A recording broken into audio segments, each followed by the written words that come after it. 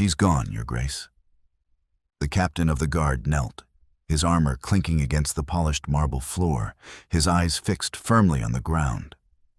Alpha King David stared at the empty bedchamber, the lingering scent of jasmine and rain, the only proof Lisa had ever been there.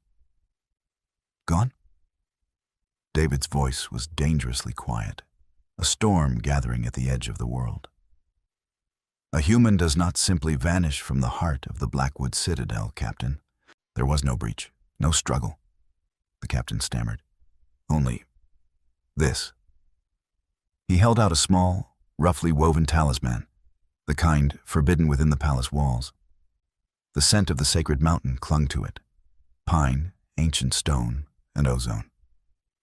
David's heart fractured. She had sought the forbidden magic. She had left him. The air in Blackwood Citadel was thick, not with the usual smoke of the hearths, but with an oppressive silence. It had been nearly 12 moons since Lisa disappeared.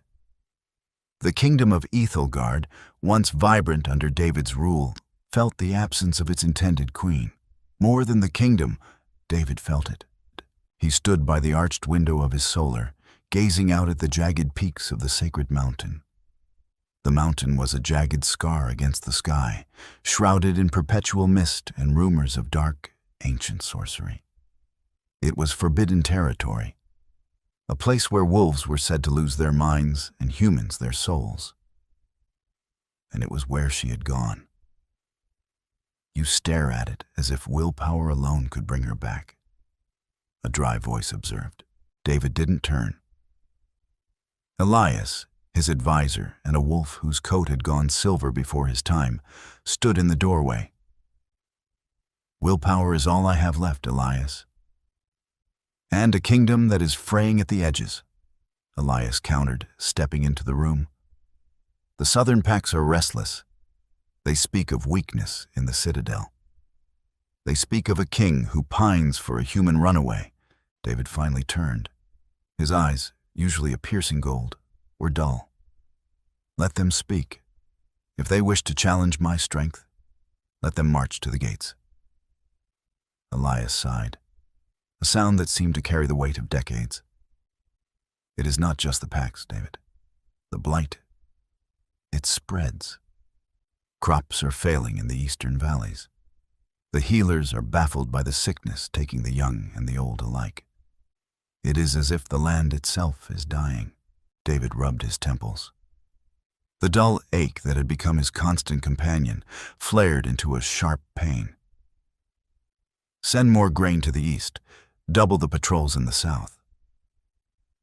"It is a temporary measure," Elias said softly. "The people need their king, fully present, not a ghost haunting these halls." "What would you have me do, Elias?" David's voice rose, the wolf within him straining against the tight leash of his control. "Forget her? Choose another?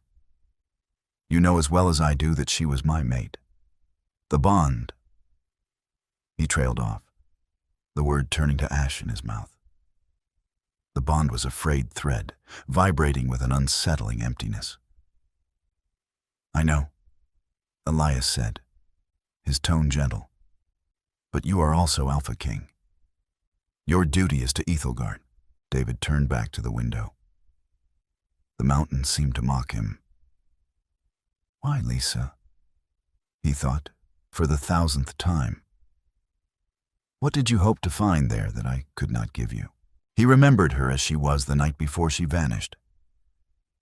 They had stood on the balcony, the kingdom spread out below them. She had been unusually quiet, her gaze fixed not on him, but on the distant peaks. When he asked her what was wrong, she had merely smiled, a sad, fleeting thing, and touched his cheek. "Nothing, my love. Just thinking about the future." The memory was a physical blow. He gripped the edge of the window frame until his knuckles turned white. He had thought her silence was contentment. He had been blind. Days bled into weeks. The situation in Ethelgard worsened. The blight spread, turning lush forests into withered husks. The sickness claimed more lives. And then, the true crisis struck. David was in the council chamber when the cough began. It was a deep, racking sound that tore at his chest. At first, he dismissed it as exhaustion, but within a week, he could barely stand. The healers flocked to his side, their faces grim. "It is the blight, Your Grace." The head healer, an old woman named Alara, whispered, her hands trembling as she mixed a bitter draught. "It has taken root within you." David lay in his bed, the same bed Lisa had vanished from, staring at the canopy. His strength, his speed, his very essence as an alpha were slowly draining away. He could feel the wolf within him whimpering, pacing frantically in the confines of his failing body. "How long?" he rasped. Alara bowed her head. "I do not know, my king. This is not an illness born of this world. It is something older, something darker." As the news of the king's illness spread, panic gripped the citadel. The southern pack, sensing weakness, began to mass their forces. The end seemed inevitable. Ethelgard was falling, and its king was dying. In the fevered dreams that plagued him, David saw the sacred mountain. He saw Lisa, her dark hair whipped by the wind, her eyes glowing with an unnatural light. She was reaching out to him, but she was always just beyond his grasp. He woke one night, drenched in sweat, a name on his lips. Lisa. Elias was there, a silent sentinel by his bed. "Rest, David." "She's coming," David whispered, his voice barely audible. "I can feel her." Elias looked at him with profound pity. "It is just the fever, Your Grace." But David knew better. The frayed thread of their bond, the bond that had been silent for a year, suddenly thrummed with a terrifying, vibrant energy. It was a chaotic, untamed pulse that spoke of ancient power and unimaginable distance. He closed his eyes, surrendering to the darkness. "Come back to me," he thought, sending the plea down the tenuous connection. "Come back before it's too late." And far away, on the slopes of the sacred mountain, a figure wrapped in a cloak of spun shadows paused, turning her face toward the distant citadel. The storm broke over the citadel with unprecedented fury. Lightning rent the sky, casting stark, jagged shadows across the courtyards, while thunder rattled the ancient stones.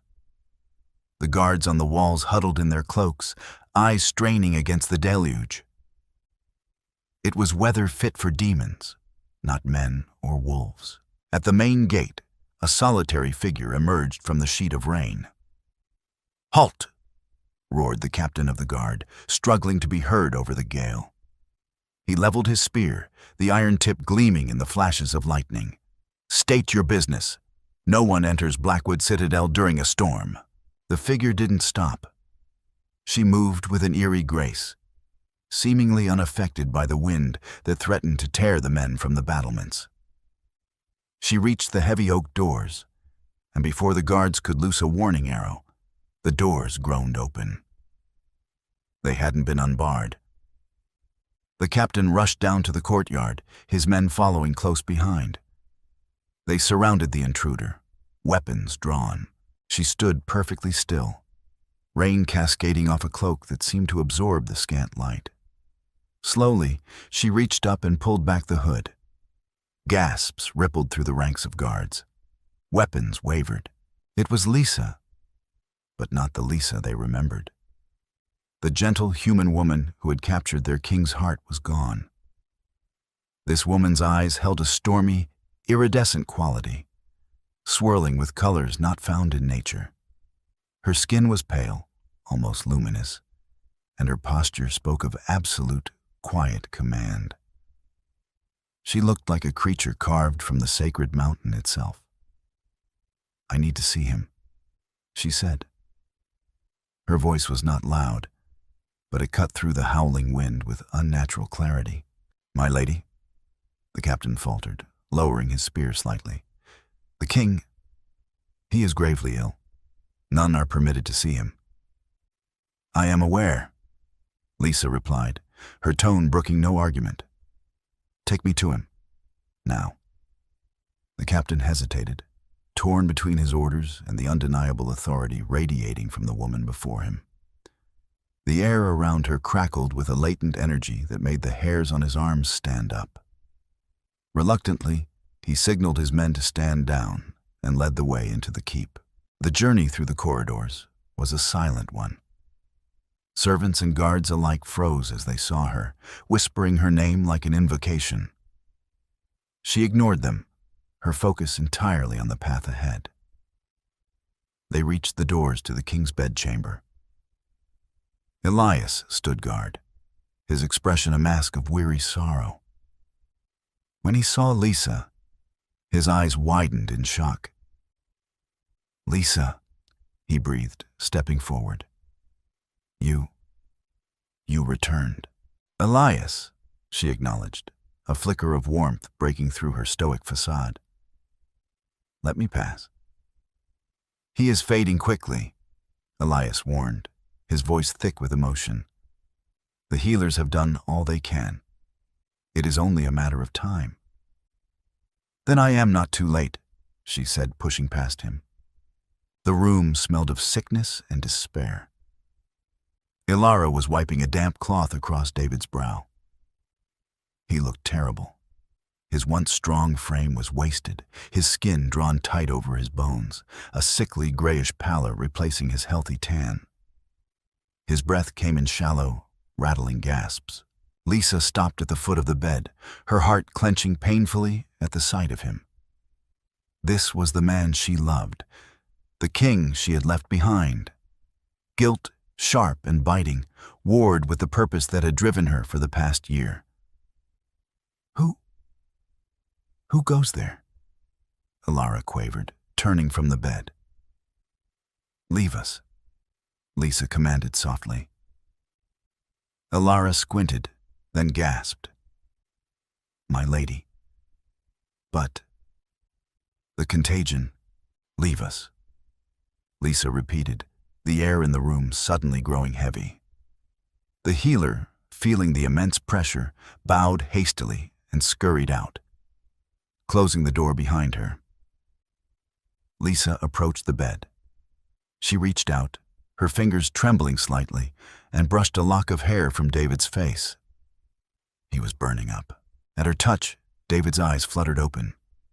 For a moment, they were glassy, unfocused. Then, they locked onto hers. A profound shock washed over his features, quickly followed by a desperate yearning. Lisa, he rasped, his voice a dry whisper. Is it a dream? No, David, she murmured, leaning closer. I am here. He tried to reach for her, but his hand fell back onto the sheets, too weak to lift. You left, he said, the hurt evident even in his weakened state. Why did you leave? To save you, she replied, her voice firm despite the tears threatening to spill. To save Ethelgard. He closed his eyes, a grimace of pain twisting his features. The blight. It has me. You should not be here. It will take you too. It will not, Lisa stated with absolute certainty. She reached into her cloak and drew out a small, intricately carved wooden box. It hummed with a low, resonant frequency. I did not spend a year on the mountain learning old songs, David. I learned the truth. She opened the box. Inside nestled a single glowing silver root. It pulsed with a rhythmic light, like a heartbeat. The mountain is not evil, Lisa explained, carefully lifting the root. It is old. It holds the ancient magic that once sustained this land. The blight is not an illness, David. It is a curse. A curse placed upon Ethelgard centuries ago, dormant until now. David watched her, fascinated despite his pain. A curse? By whom? That matters less than how to break it, she said.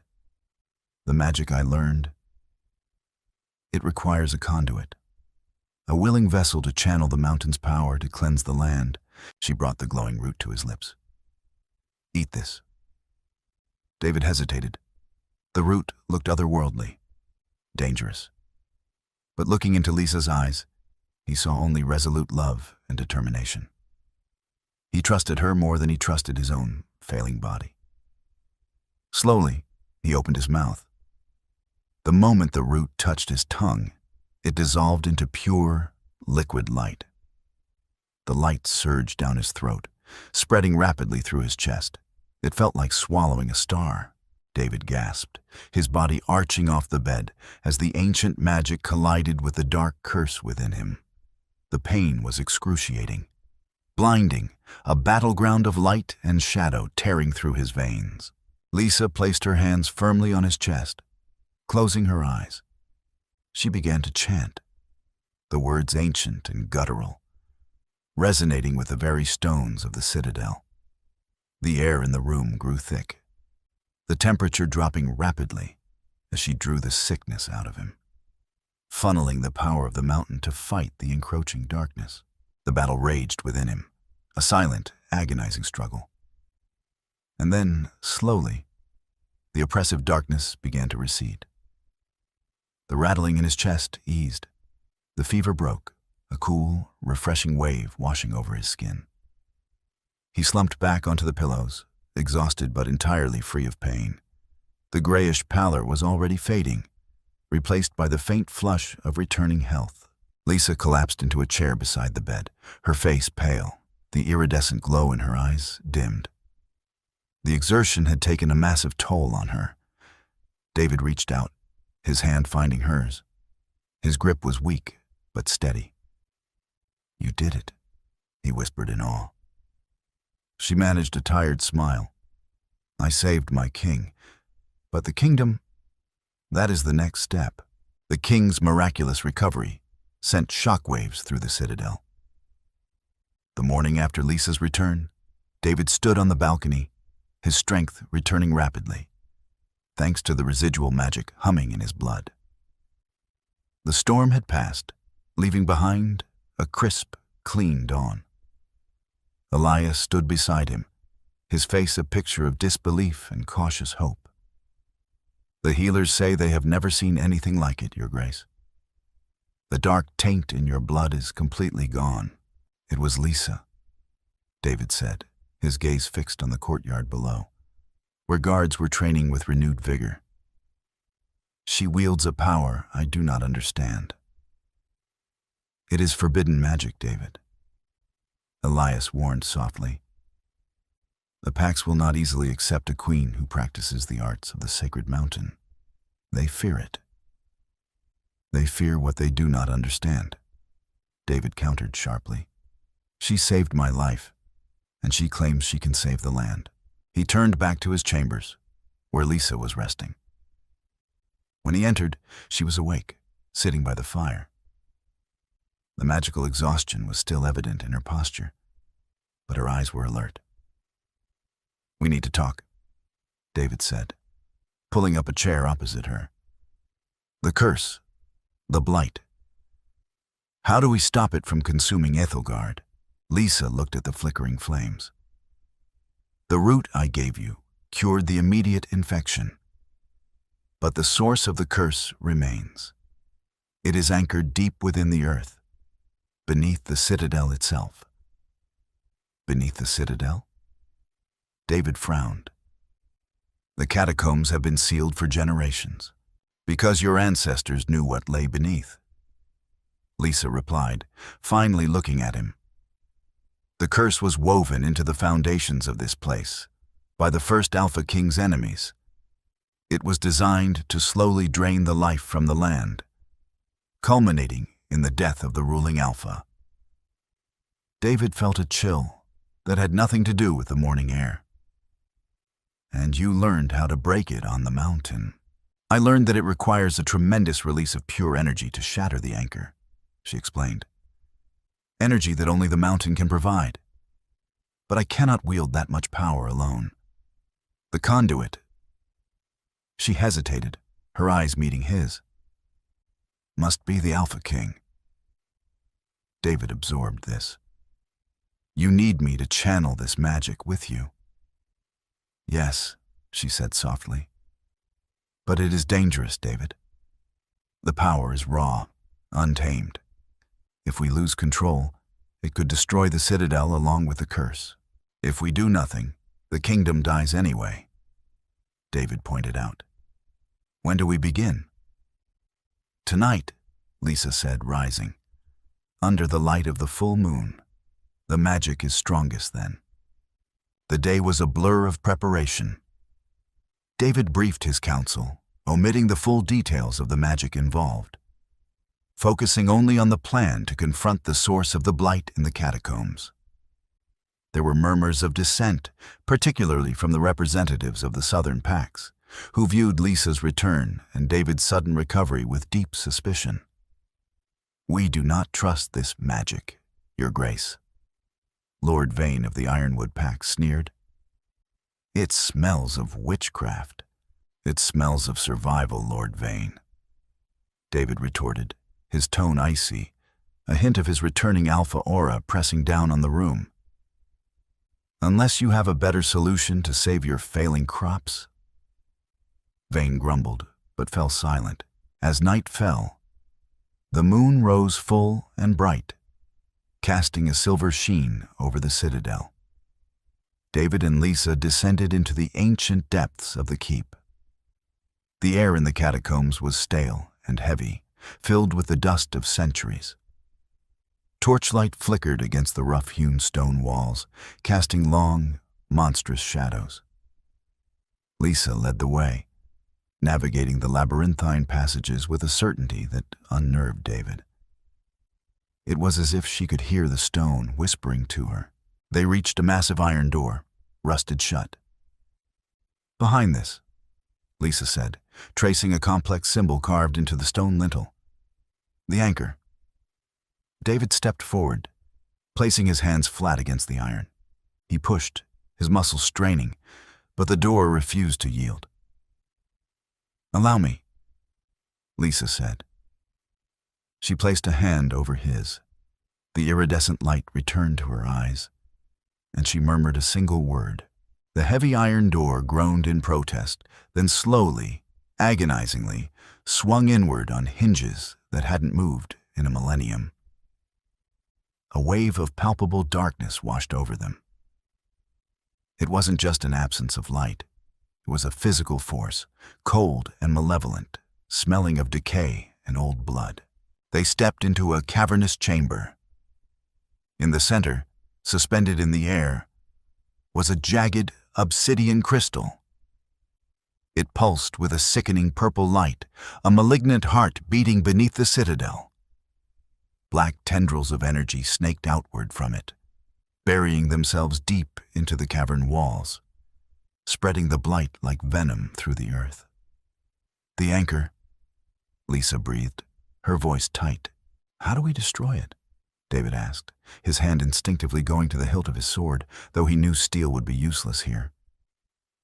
We don't, Lisa said, turning to him, a sudden, terrifying resolve in her eyes. We absorb it. Absorb it? David stepped back. Are you mad? That thing is pure poison. It is corrupted energy, Lisa corrected. If we channel the mountain's power through us, we can purify it, turning it back into life force for the land. But we must do it together. Our bond. She paused, taking a shaky breath. It must be whole. David understood. The bond between them had been fractured by her departure, by his feelings of betrayal. To survive channeling this immense power, they needed absolute unity. He stepped closer, cupping her face in his hands. He looked deep into her eyes, seeing past the magic, past the strange woman she had become, to the Lisa he had loved, the woman who had sacrificed everything, even his trust, to save him. I forgive you, he said softly, the words sealing the crack in their foundation. He felt the immediate shift. The frayed thread of their bond snapped back into place, stronger and more vibrant than ever before. He could feel her heartbeat, her fear, her immense courage echoing in his own chest. "Together," Lisa whispered. She took his hand. With her other hand, she reached into her cloak, pulling out a handful of the glowing silver roots. She crushed them in her palm, the light flaring brilliantly, illuminating the dark cavern. She began to chant, the ancient language resonating with power. David felt the surge of magic entering him through their clasped hands. It was terrifying, a rushing river of raw energy threatening to sweep him away. He grounded himself, focusing entirely on Lisa, anchoring himself to her presence. The magic hit the obsidian crystal.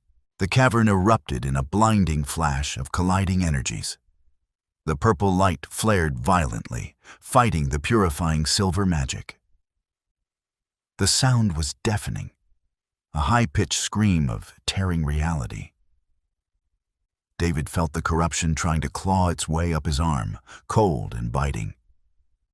He roared, pushing his own alpha strength, his sheer will to protect his mate and his kingdom, into the magic. Lisa screamed as the power threatened to overload her. Her body arched backward, the iridescent light radiating from her skin. "Hold on." David projected through their bond, pouring every ounce of his strength into her. The struggle seemed to last an eternity. Then, with a concussive boom that sent them both flying backward, the obsidian crystal shattered. The shockwave knocked the breath from David's lungs. He hit the stone floor hard, momentarily stunned. The cavern was silent, the oppressive darkness entirely gone. He scrambled up, frantically searching the gloom. "Lisa?" She was lying near the center of the room, unmoving. David rushed to her side, his heart hammering against his ribs.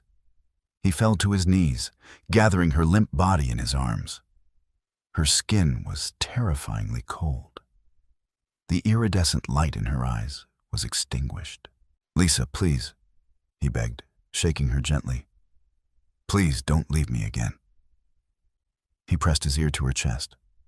A faint, slow heartbeat fluttered against his cheek. She was alive, but barely. The magic had nearly consumed her. He picked her up, ignoring his own aching body, and began the long ascent out of the catacombs. He carried her through the silent halls of the citadel, ignoring the startled gasps of the night watch, straight to his chambers. He laid her on the bed, summoning Alara with a roar that shook the very stones of the keep. The head healer arrived moments later, breathless and terrified. "Do whatever it takes," David commanded, his voice raw with fear. "Save her." Alara rushed to the bedside, her hands hovering over Lisa. She performed her checks, her brow furrowing. "Her life force. It is incredibly weak, Your Grace. It is as if a great fire has burned itself out within her." "The magic," David said, pacing frantically. "She channeled too much. I do not know how to treat this," Alara admitted, her voice trembling. "Potions and poultices cannot mend a drained soul." David stopped pacing, staring at Lisa's pale face. He had failed her. She had saved his life, saved his kingdom, and he had let the power destroy her. Then he remembered. The bond. When they had channeled the magic, he had felt her strength flowing into him, sustaining him. Could it work in reverse? He ordered Alara out of the room. The healer protested weakly, but the look in the Alpha King's eyes silenced her. David sat on the edge of the bed and took Lisa's cold hand in his. He closed his eyes, reaching deep within himself, finding the vibrant, newly restored well of his own alpha strength. He visualized the bond between them, a glowing golden thread connecting their hearts. He began to push his energy down the thread, "Take it," he silently commanded. "Take my strength. Live." It was a slow, agonizing process. He felt his own vitality draining, a profound weariness settling over his limbs. But he didn't stop.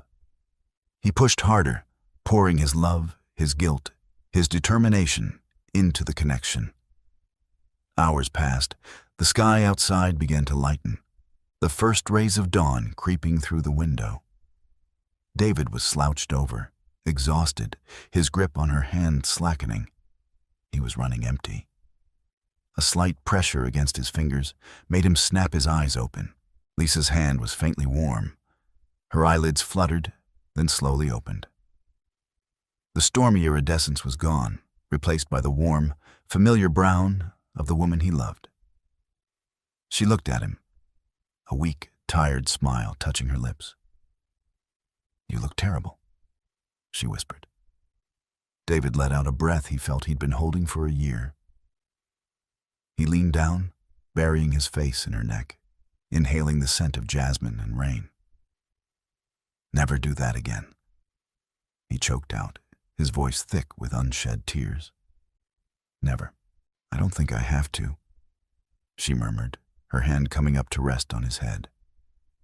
"It's gone, David. The curse is broken." The morning sun crested the jagged teeth of the sacred mountain, spilling a golden, pristine light across Ethelgard. David stood on the balcony of his chambers, breathing in air that felt entirely new. For a year, the wind had carried the metallic, sour stench of decay. Today, it carried the scent of damp earth, blooming pine, and the undeniable, vibrant hum of life. Below him, the citadel was waking up. Guards who had dragged their feet for months were marching with a crisp, rhythmic cadence. In the lower courtyards, servants were pulling back the heavy, dark tapestries that had shrouded the windows, letting the sunlight scrub the ancient stones clean. David turned back to the room. Lisa lay asleep, her chest rising and falling in a steady, peaceful rhythm. The color had returned to her cheeks, entirely erasing the ghostly, ethereal pallor she had borne since walking out of the storm. She looked like his Lisa again, though he could still feel the faint, unfamiliar thrum of ancient magic resting deep within her marrow. He had poured half of his alpha strength into her through their bond the night before, and the lingering fatigue in his muscles was a small price to pay for the warmth of her hand. A sharp, demanding knock on the heavy oak door shattered the quiet intimacy of the morning. "Your Grace." Elias's voice was muted but urgent. David pulled the heavy velvet curtains around Lisa's bed to afford her privacy, then crossed the room and cracked the door. "What is it, Elias?" David kept his voice low.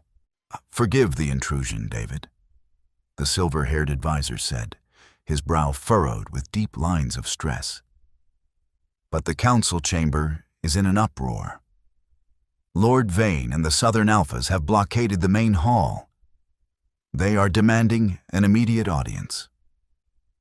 David felt a familiar, cold irritation spike in his chest. "The curse is broken, Elias. Can they not feel the change in the air? The land is healing. Then they feel it," Elias replied, his tone grave. "But they attribute it to dark sorcery. They say the shock wave that emanated from the catacombs last night shook the very foundations of the keep. Vane is claiming that the human woman has bewitched you, that she has traded one curse for another to secure her place on the throne." David's jaw tightened. He stepped out into the corridor, pulling the door softly shut behind him. The protective instincts of the wolf flared violently within him. "Vane tests my patience. He forgets who wears the crown. He remembers perfectly well," Elias cautioned as they walked swiftly down the stone corridors. "He lost a son to the blight, David. Grief makes men irrational, and fear makes them dangerous. He sees a human who vanished to the Forbidden Mountain and returned wielding untamed power. To the traditional Pax, that is not a savior. That is a threat. They reached the heavy double doors of the council chamber. Two of Vane's men, broad-shouldered brutes from the Ironwood pack, stood guard. When David approached, they hesitated, their eyes dropping beneath his piercing golden stare. But they did not immediately step aside. A low, menacing growl rumbled in David's chest. It was not a human sound. It was the primal, undisputed command of the Alpha King. The guards blanched, practically scrambling over each other to haul the heavy doors open. David strode into the room. The long oak table was surrounded by the alphas of Ethelgard's most powerful packs. The noise in the room, a cacophony of shouting and accusations, died instantly the moment his boots hit the floor. At the far end of the table stood Lord Vane, his scarred face twisted in a mixture of defiance and genuine fear. "My Lord King," Vane began, his voice echoing in the sudden silence. "We demand answers. What sorcery was unleashed beneath our feet last night?" "The sorcery that saved your life, Vane," David said, walking slowly to the head of the table. He did not sit. He leaned his hands on the polished wood, projecting sheer dominance. "The anchor of the blight has been destroyed. The sickness is gone. By the hand of a witch." Vane spat, stepping forward. "We have laws, David. The magic of the sacred mountain is forbidden. It corrupts the mind and poisons the soul. She vanished a human and returned a monster, and you have let her infect the heart of the Citadel.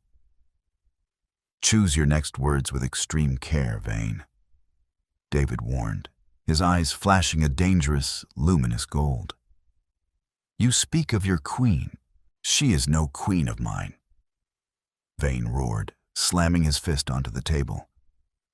"A true queen is bound to the pack, not to the shadows of the mountain.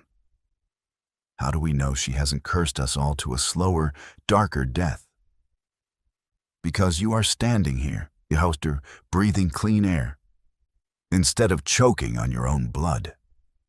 A clear, unwavering voice rang out from the doorway. Every head in the room snapped toward the entrance. Lisa stood there.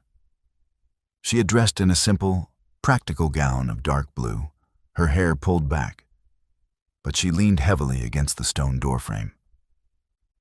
She looked frail, yet an undeniable aura of authority surrounded her. The air in the room seemed to shift, growing perfectly still as she slowly made her way to David's side. "You want proof that I am not a monster, Lord Vane?" Lisa asked, her brown eyes meeting the massive Alpha's gaze without a flinch.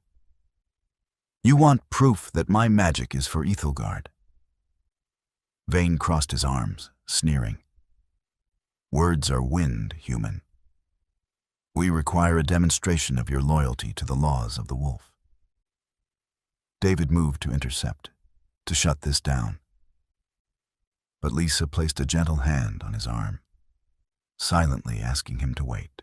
"Name your proof, Lord Vane," Lisa said softly, her voice carrying a profound, quiet weight.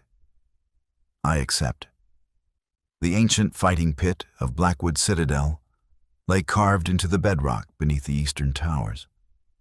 It was a brutal, circular amphitheater of dark stone, stained with the history of 1,000 dominance battles. Torches lined the walls, casting flickering shadows over the faces of the gathered alphas. The air was thick with tension, heavy with the scent of pine, wet stone, and the sharp, metallic tang of wolfish anticipation. David stood on the raised dais reserved for the king, his hands gripping the iron railing so tightly the metal groaned. Every instinct screamed at him to leap down into the sand, to tear Lord Vane apart for invoking this ancient, barbaric law. But he was trapped by the very traditions that held his kingdom together. Vane had invoked the right of the unseen, a trial designed to test the purity of one's spirit against the primal nature of the wolf. Down in the pit, Lisa stood completely alone. She wore a simple tunic and trousers, her feet bare against the cold sand. She looked devastatingly small in the vast arena. Yet her posture was straight, her chin held high. "The rules are ancient and absolute," Lord Vane announced, his booming voice echoing off the stone tiers. "The accused claims her magic is of the earth, meant to heal and not to harm. Let her prove it. She will face the blight touched." A heavy iron portcullis on the far side of the arena began to rise with the grinding shriek of rusted chains. David's heart stopped. From the darkness of the holding pen emerged a nightmare. It was a massive timber wolf, easily twice the size of a normal beast. But its fur was matted and falling out in sickly gray patches. Its eyes were milky white with madness, and thick black veins pulsed beneath its skin. It was an animal completely consumed by the remnants of the blight, driven utterly feral by pain and corruption. "Vane, this is madness," David roared, stepping forward. "That beast cannot be reasoned with. It will tear her apart. If her magic is pure, she will survive." Vane countered coldly, not looking away from the pit. "If she is a creature of darkness, the beast will recognize its own." The blight-touched wolf let out a horrific, gurgling snarl, saliva dripping from its massive jaws. It fixed its milky eyes on Lisa, its body dropping into a predatory crouch. In the pit, Lisa did not move. She didn't summon the storm-like iridescent power she had used in the catacombs. Instead, she took a deep, centering breath, closing her eyes for a fraction of a second. When she opened them, she slowly raised her hands, palms facing outward, empty and entirely defenseless. The feral wolf charged. It crossed the sand with terrifying speed, a blur of muscle and madness. The gathered alphas gasped. David vaulted over the iron railing, ignoring the laws, intent only on reaching her before the beast did. But he was too slow. The wolf leapt, jaws snapping toward Lisa's throat. Instead of flinching, Lisa stepped into the attack. As the beast's chest collided with her, she didn't strike it. She threw her arms around its massive, corrupted neck, burying her face into its matted fur. The sheer force of the impact drove her backward, sending them both crashing to the sand in a tangle of limbs. A collective gasp echoed through the amphitheater. David hit the sand, sprinting toward them, his heart tearing in his chest. "Stop!" Lisa's voice rang out, sharp and breathless. David skidded to a halt, a mere 10 paces away. The scene before him defied logic. The massive wolf had Lisa pinned, its jaws inches from her face. But it wasn't biting. Lisa's hands were glowing, not with the violent, chaotic purple energy of the anchor, but with a soft, pulsing, liquid, silver light. The light was bleeding from her palms, directly into the thick, black veins of the beast. "It's just pain," Lisa whispered, her voice incredibly gentle, speaking to the monster as if it were a frightened pup. "I know. The darkness hurts. Let it go." The feral wolf whimpered. The horrific snarling stopped. Before the stunned eyes of the entire council, the black veins pulsing beneath the animal's skin began to recede, chased away by the encroaching silver light. The milky whiteness in its eyes dissolved, revealing a clear, vibrant amber. The beast stopped fighting. It collapsed entirely, resting its massive head heavily on Lisa's chest, letting out a long, shuddering sigh of utter relief. The madness was gone. Silence reigned in the pit, profound and absolute.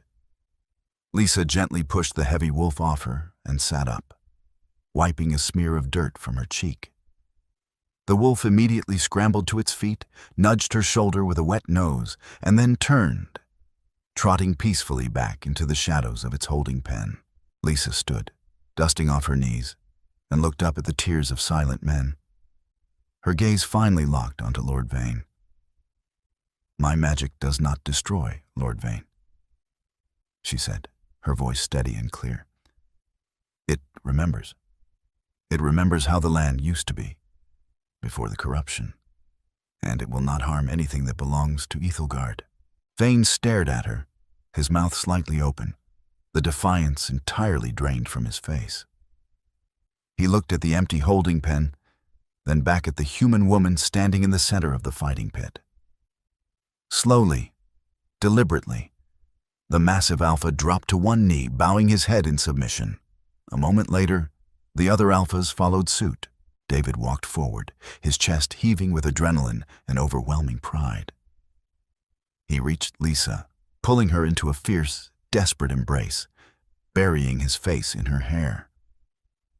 "You are reckless," he breathed, his voice rough with emotion. "I am logical," she corrected softly, wrapping her arms around his waist. The beast wasn't evil. It was sick. And now, they understand. David pulled back, looking into her warm brown eyes, finally seeing the true depth of the queen she had become. The kingdom was united. The curse was broken. But as they walked out of the pit, hand in hand, the distant, frantic blare of a warning horn echoed down from the northern watchtowers, shattering the brief peace. The victory feast intended to celebrate the healing of the land never took place. Instead, the great hall of Blackwood Citadel was transformed into a chaotic war room. Heavy oak tables were pushed together, draped with sprawling, tattered maps of the northern territories.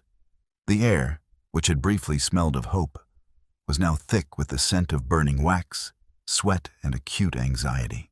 "The Crimson Fangs," Elias said, his voice grim as he pointed a weathered finger at a jagged mountain pass on the map. "They have crossed the frozen wash. Our scouts report thousands of them, moving with terrifying speed." David leaned over the map, the muscles in his back tense, his jaw clenched so hard his teeth ached.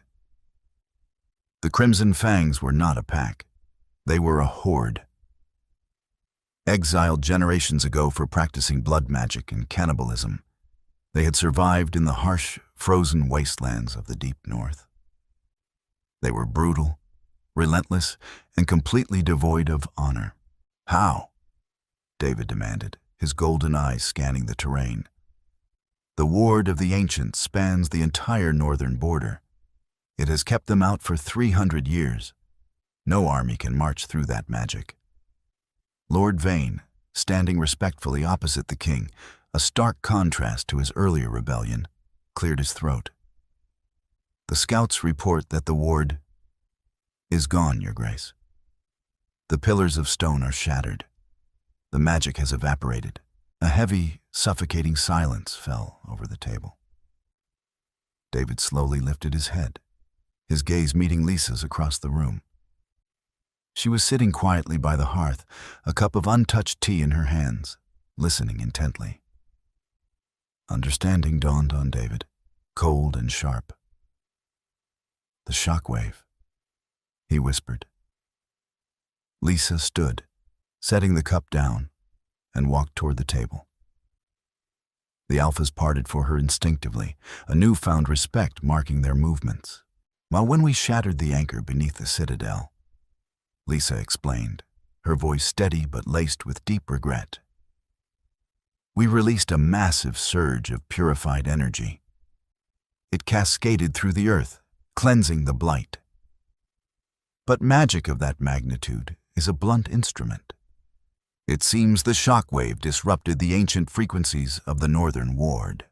We traded a slow death for a fast one," Vane muttered, though there was no accusation in his tone, only grim reality. "The Fangs have been waiting for a crack in our defenses for centuries. They know the kingdom is weakened from the blight. They will not stop until they reach the citadel. Then we stop them at the pass," David declared, his alpha command snapping the room back to attention. We do not let them spill into the valleys. Vane, marshal the southern heavy infantry. Elias, send riders to the eastern packs. Tell them to abandon the harvest and march immediately. We meet the horde at the throat of the frozen wash. The alphas hammered their fists against their chests in a unified salute and hurried from the room, shouting orders to their captains. Within minutes, the great hall was empty, leaving only David and Lisa amidst the scattered maps. David turned away from the table, running a hand through his hair, the crushing weight of the crown settling heavily back onto his shoulders. He felt a gentle hand on his back. "You are exhausted," Lisa said softly. "You gave me half your strength last night. You are not ready for a war." "I am the king, Lisa," David replied, turning to pull her into his arms. He rested his chin on her head, seeking comfort in her presence. "Ready or not, my place is at the front lines. I will not let those monsters ravage the land we just saved." He pulled back slightly, looking down into her eyes. "You must stay here. The Citadel is the most fortified structure in the kingdom. You will be safe." Lisa stepped out of his embrace, a stubborn fire igniting in her eyes. "I am not staying behind, David." "Lisa, be reasonable. This is not a feral beast in a fighting pit. This is an army of blood-crazed savages. Your magic drained you. You cannot fight a war." "I don't intend to fight it with a sword," she countered, walking back to the map. She tapped the jagged rendering of the northern mountain pass. The Ward of the Ancients wasn't just a spell. It was a resonance, a song of the earth, woven into the stone pillars by the first alphas. David frowned, stepping up beside her. "What are you saying?" "I spent a year on the sacred mountain learning the old songs, David," she said, looking up at him with absolute conviction. "The magic I used to heal you, to shatter the anchor, it is the same root magic that built the ward. If I can reach the central pillar at the frozen wash, I can reweave the frequency. I can rebuild the wall." David stared at her, his mind racing. If she could rebuild the ward, they wouldn't have to fight the horde. They could trap them on the other side of the mountains. But the risk was astronomical. The central pillar is miles from here, right in the path of the advancing army, David argued, his protective instincts fighting his strategic logic. "If you fail, if they reach you before you finish, if I don't go, thousands of your people will die in a brutal war." Lisa interrupted, stepping close to him, her hands resting flat against his armored chest. "We are bound, David. We saved the land together. We have to defend it together." He looked at the fierce, unwavering determination in her face. The human woman who used to hide behind his cloak was gone forever, replaced by a queen who understood the true cost of ruling. David let out a long, heavy sigh, reaching up to cover her hands with his own. "You will not leave my side. You will be surrounded by my personal guard at all times. And if the lines break, you run. Promise me." Lisa smiled, a small, brave thing that made his heart ache. "I promise." "Then prepare yourself," David said, his eyes hardening as he looked toward the northern windows. "We ride at dusk." The march north was a brutal testament to the sudden desperation of Ethelgard. David drove the army hard, pushing horses and wolves to their absolute limits through the biting chill of the highlands. The air grew thinner, carrying the distinct, metallic scent of snow and faintly the underlying rot that always accompanied the Crimson Fangs. Lisa rode beside David, wrapped in a heavy, fur-lined cloak. Her face was pale, drawn tight by the lingering exhaustion of the magic she had wielded. But her posture remained stubbornly upright. She spent the journey in silence, her eyes often closed, her fingers moving in subtle, rhythmic patterns as if she were mentally tracing the ancient songs she intended to weave. They reached the ridge overlooking the frozen wash, just as the sun began to dip behind the jagged peaks, painting the snow-covered valley in the bloody hues of twilight. David pulled his massive black destrier to a halt, raising a gauntleted hand to signal the army. Below them, the pass narrowed into a natural bottleneck before opening onto the fertile plains of Ethelgard, and pouring through that bottleneck like a festering wound was the horde. There were thousands of them. They moved not with military discipline, but with a terrifying, chaotic frenzy. Torches dotted their ranks like angry fireflies, illuminating crude armor made of bone and rusted iron. The sound of their advance was a continuous, dull roar of chanting and clashing metal that set David's teeth on edge. "They are faster than we anticipated," Elias muttered, bringing his horse alongside the king's. The silver wolf's face was grim. "They will breach the throat of the pass within the hour." David's gaze tracked the horde's progress, then shifted to the valley floor just ahead of the bottleneck. Standing amidst the snow and scree were the shattered remains of the central pillar, a massive obelisk of dark stone, now fractured into a dozen massive, jagged shards. "That is where you need to be," David said, not looking at Lisa, but addressing her directly. "The central pillar." "Yes," Lisa confirmed, her voice steady despite the terrifying vista before them. "I need to touch the largest fragment to anchor the resonance." "It's too far forward," Lord Vane rumbled, riding up on David's other side. He looked at the advancing horde, then at Lisa. "The moment we descend into the valley, they will see us. We cannot hold them off long enough for her to work whatever magic she intends." "We don't have to hold the entire valley," David stated, his tactical mind slotting the pieces into place. "We only have to hold the throat of the pass." He turned in his saddle, addressing his commanders. "Vane, take the heavy infantry down the right flank. Shield wall formation. Elias, take the archers to the left ridge. Rain fire on their vanguard. We must create a choke point at the Narrows. I will lead the cavalry straight down the center to clear a path to the pillar." He looked at Lisa, his golden eyes filled with a terrifying mix of love and lethal intent. "You will ride with me. Once you are at the pillar, you do not stop chanting. You do not look up. You weave the ward, or we all die in this snow." Lisa nodded, pulling her hood up. "I am ready." "Sound the horns," David commanded. The low, mournful blast of the war horns shattered the twilight. The army of Ethelgard surged forward, a tidal wave of steel and fur pouring down the ridge toward the frozen wash. The clash was instantaneous and brutal. David, at the head of the heavy cavalry, drove into the vanguard of the Crimson Fangs like a battering ram. He fought with the desperate fury of an alpha protecting his territory, his sword a blur of lethal silver in the dimming light. Blood sprayed across the pristine snow, the stench of it overpowering the cold air. He carved a path through the chaos, pushing his horse relentlessly toward the shattered obelisk. Lisa rode tight to his flank, completely surrounded by his elite guard. She kept her head down, trusting David entirely to keep the violence at bay. "Hold the line." Vane's roar echoed over the din of battle from the right flank, his shield wall absorbing the tremendous impact of the horde's charge. They reached the broken pillar.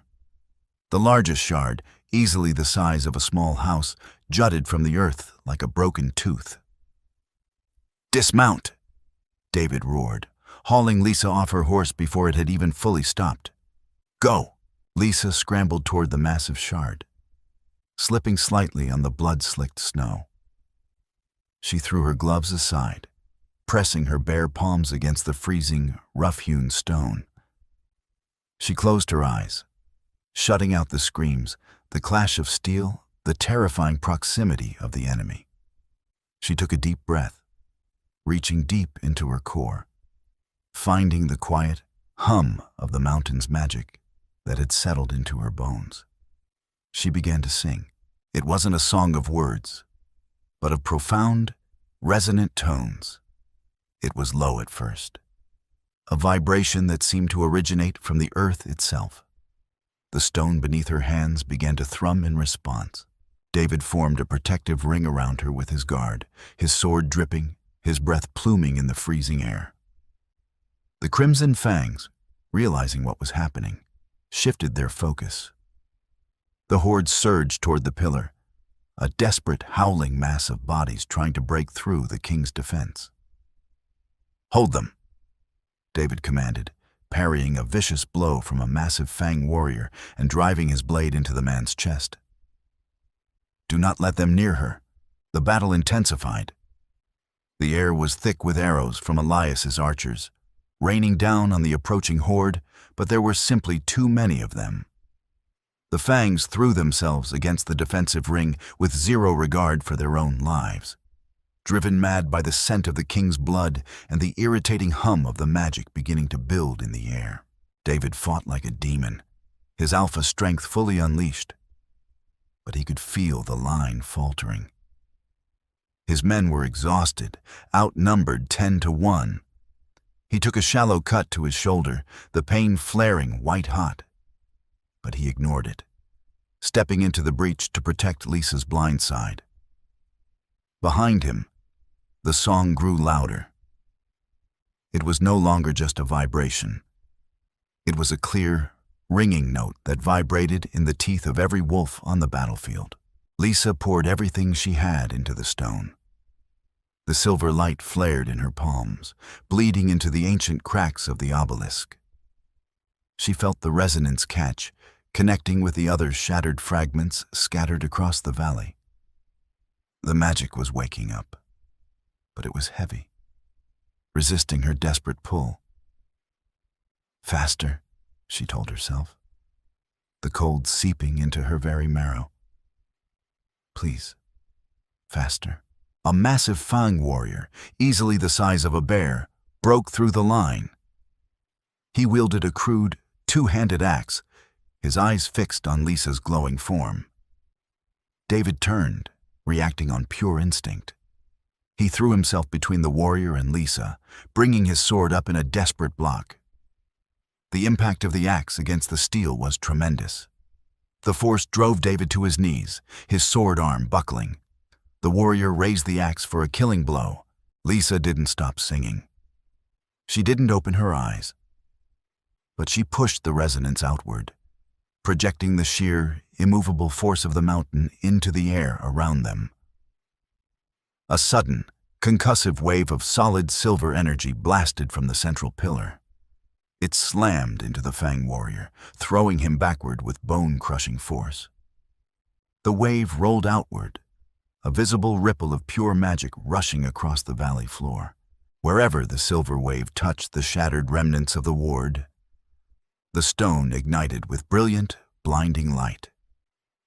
The pillars didn't physically rebuild, but the spaces between them suddenly solidified, forming a towering, translucent wall of shimmering energy that stretched across the entire throat of the frozen wash. The vanguard of the Crimson Fangs hit the newly formed wall and were violently repelled, thrown back into their own ranks with devastating force. The howling of the horde abruptly ceased, replaced by cries of confusion and terror. They were trapped on the northern side of the pass, the way completely barred. David remained on his knees, gasping for breath, staring at the shimmering wall of light. It was majestic. It was terrifying. It was absolute. Behind him, the ancient song ended. The blinding light in the pillar faded to a dull, steady pulse. David turned slowly. Lisa was slumped against the stone, her hands resting limply in her lap. Her eyes were closed, her face completely devoid of color. The effort had drained her completely. He crawled toward her, ignoring the burning pain in his shoulder, and pulled her into his arms. She was cold, so cold. But as he pressed 2 fingers to her throat, he felt a weak, steady pulse. "It's done," she whispered, her voice barely a breath. "The ward is sealed." "You did it," David choked out, resting his forehead against hers. "You saved us all." The return to Blackwood Citadel was a solemn, triumphant procession. The army of Ethelgard marched not with the frantic pace of desperation, but with the measured tread of absolute victory. The Crimson Fangs were trapped behind an impenetrable wall of magic. The blight was gone, and the land was healing. Lisa rode in a litter, still recovering from the immense toll of weaving the ward. David rarely left her side, his protective instincts on high alert, even within the safety of their own borders. When they finally rode through the gates of the citadel, the reception was overwhelming. The courtyards were packed with citizens, not whispering in fear, but cheering in raucous celebration. Flowers were thrown from the battlements, landing softly on the cobblestones. As they entered the great hall, Lord Vane, the man who had demanded her death just days prior, stepped forward.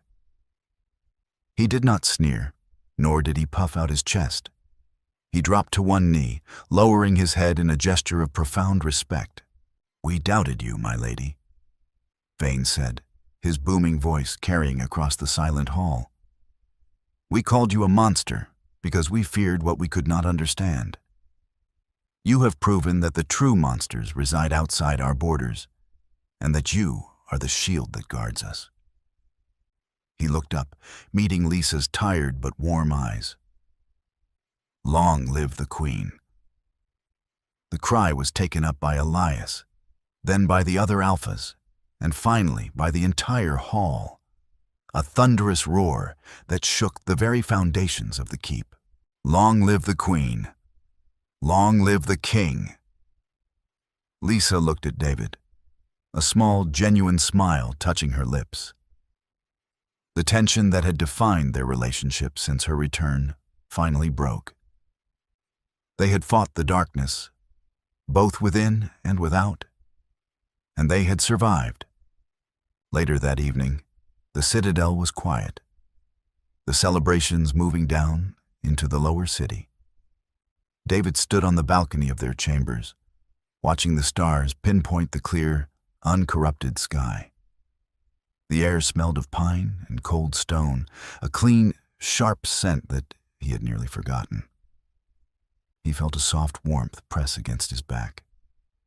Lisa slipped her arms around his waist, resting her cheek against his shoulder. "You should be resting," David murmured, covering her hands with his own. "I am resting," she replied softly. "This is exactly where I want to be."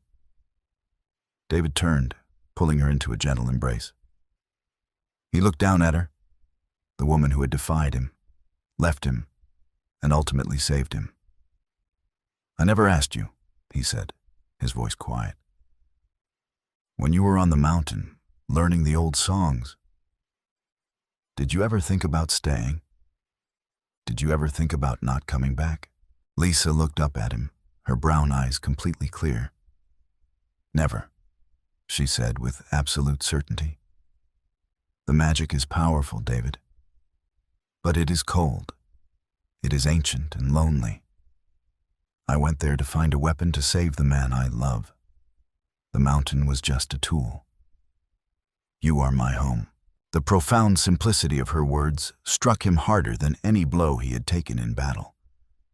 The frayed thread of their bond, which had snapped back into place during the trial in the catacombs, now settled into a deep, unshakable foundation. There was no more emptiness, no more doubt. He leaned down, capturing her lips in a kiss that tasted of snow, jasmine, and absolute devotion.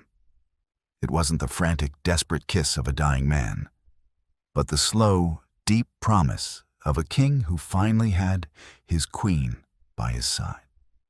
"We have a lot of work to do," David whispered against her mouth, pulling back slightly. The land is healing, but it will take time. And the Pax, they are united now. But fear is a difficult habit to break.